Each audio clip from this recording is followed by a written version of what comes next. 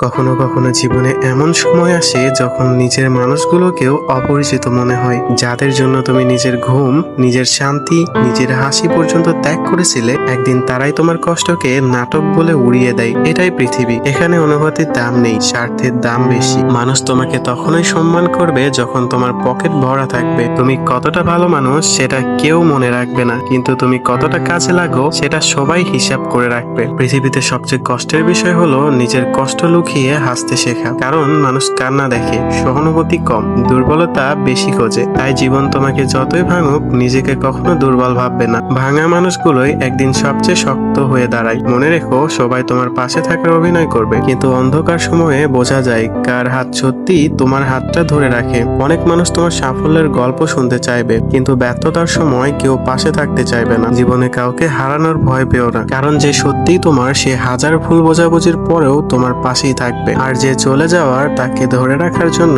হাজার চেষ্টা করলেও লাভ হবে না। এই পৃথিবীতে ভালো মানুষগুলোই সবচেয়ে বেশি কষ্ট পায়, কারণ তারা অন্যের মন ভাঙতে জানে না, কিন্তু নিজের মন ভাঙার শব্দ প্রতিদিন সহ্য করে। তবুও তারা হাসে, কারণ তারা জানে নিজের কষ্ট দেখিয়ে পৃথিবীকে বদলানো যায় না। সময় খুব ভয়ঙ্কর জিনিস। সময় মানুষকে চিনিয়ে দেয়, সম্পর্কের আসল রং দেখিয়ে দেয়, আর অহংকারী মানুষদের মাটিতে নামিয়ে আনে। আজ তুমি যাকে অবহেলা করছো, কাল হয়তো তার দরজাতেই দাঁড়াতে হবে। তাই কখনো কাউকে ছোট করে দেখো না, কারণ ভাগ্য বদলাতে এক মুহূর্তই যথেষ্ট। আজ যে মানুষটা নীরবে হারিয়ে যাচ্ছে, হয়তো কাল সেই মানুষটাই পুরো পৃথিবীকে চমকে দেবে। নিজেকে এতটা শক্ত বানাও যেন তোমার চোখের নীরবতাও মানুষকে ভয় দেখায়। এতটা সফল হও যেন তোমাকে অবহেলা করা মানুষগুলো নিজের ভুল বুঝতে বাধ্য হয়। জীবন যুদ্ধের মতো, এখানে প্রতিদিন হারতে হারতেই জিততে শেখা লাগে। আর যে মানুষটা হাজার কষ্টের পরেও হাসতে পারে, বিশ্বাস করো, পৃথিবীর কোনো শক্তি তাকে দীর্ঘদিন থামিয়ে রাখতে পারে না। তাই চেষ্টা চালিয়ে যাও,